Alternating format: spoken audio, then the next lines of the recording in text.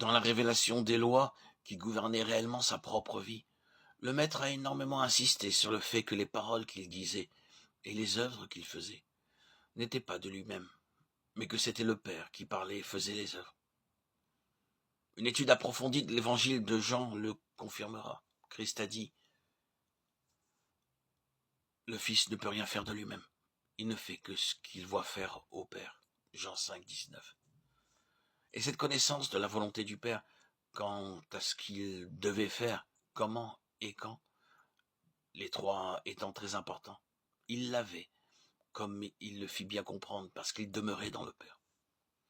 Ainsi, pour toute son œuvre à venir, il a prié pour que ses disciples puissent demeurer en lui.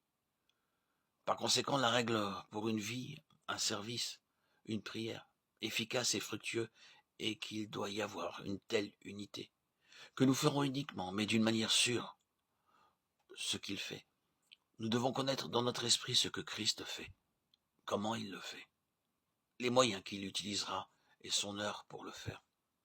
De plus, nos prières doivent être les prières mêmes du Seigneur, inspirées en nous et exprimées à travers nous par le Saint-Esprit. De toute évidence, c'était ainsi que vivait l'Église des temps apostoliques. Pour cela, il faut un criblage considérable de tout ce que nous proposons de faire au nom de Jésus. Et cela exige que rien ne soit fait jusqu'à ce que la pensée du Seigneur se soit fait connaître. Mais ceci nous assurera une efficacité à 100% et les résultats qui ne périront jamais. Pour les intentions pratiques de Dieu dans cet âge, Christ est représenté par l'Église, le corps fermement attaché à la tête. Et il incombe à chaque membre de prendre conscience de plus en plus pleinement de la signification de cette incorporation et unité d'identité.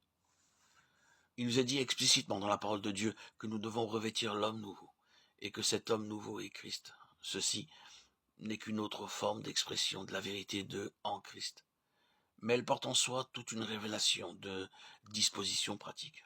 Christ est notre rédemption, il a été fait pour nous rédemption. 1 Corinthiens 1, 30, Romains 3, 24, Éphésiens 1, 7, Colossiens 1, 14. Christ est notre justice. 1 Corinthiens 1, 30, Éphésiens 4, 24, Philippiens 3, 9. Christ est notre sanctification. 1 Corinthiens 1, 2, 30. Christ est notre foi. Marc 11, 22. Littéralement, ayez la foi de Dieu. Acte 26, 18. Galates 2, 20, Éphésiens 1, 15. Philippiens 3, 9, Colossiens 1, 4. Christ est notre paix. Jean 14, 27. Jean 16, 33, Éphésiens 2, 14.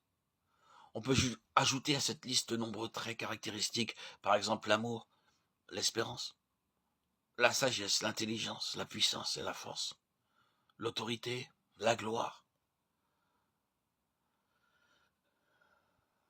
Le point est que dans toutes ces choses, sous certaines conditions, l'équipement naturel ne tiendra pas et devra être mis de côté. Mais en Christ, nous avons un équipement nouveau, dans tous les aspects. Par exemple, notre foi ne supportera pas la tension qu'exige une expérience profonde d'épreuves et d'adversité. Mais si nous vivons par la foi du Fils de Dieu, le résultat sera différent. Toutes les épreuves démontreront si nous vivons par sa foi qui doit devenir la nôtre, ou s'il y a une faiblesse dans notre union avec lui. La même remarque est vraie en tout point. Quelle bénédiction de réaliser qu'en Christ, nous avons été entièrement dotés de vertus et de grâces nouvelles. Ainsi, nous nous dépouillons du vieil homme et revêtons l'homme nouveau, créé selon Dieu, dans une justice et une sainteté que produit la vérité. Éphésiens 4, 21-24.